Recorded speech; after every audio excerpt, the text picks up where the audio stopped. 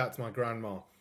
Don't let the cuddliness fool you. That photo is from my 30s, but when I was 13 and moved to a new school where I was 2 years behind in German and having to work till midnight to translate prose, I would cry.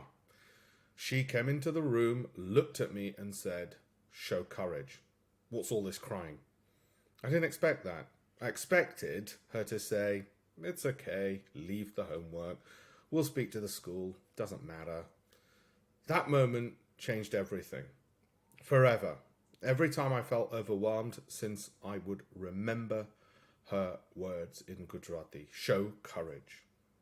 Character mattered more than winning and losing.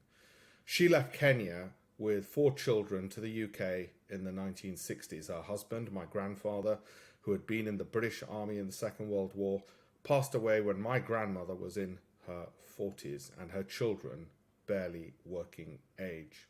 Her generation knew courage. You stand up straight, your hair is combed, your clothes ironed, you keep calm, except in the face of injustice. Dignity first. When I told her I planned to become a barrister, she worried. She worried that people may laugh at me. I ensured she visited me at the bar. She visited me on the set of my TV programs and my speeches so she could see the laughter with me, not at me. Did I ever let her down? Doesn't every grandchild at some point? But the love of a grandparent is unique among all types of love. So how does my story end? Well, I went on to get the German prize in my GCSEs and ace the subject, and the prizes for best performance and numerous subject prizes and cricket colours as well.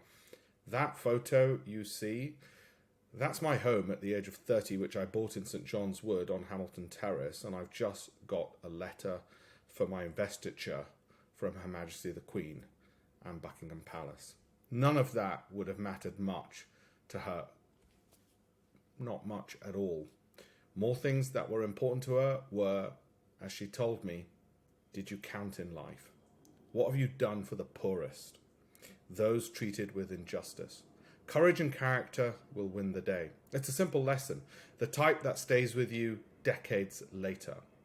And that photo, it's in my office. In front of me, it's next to the one of Muhammad Ali knocking out Frazier. I kid you not.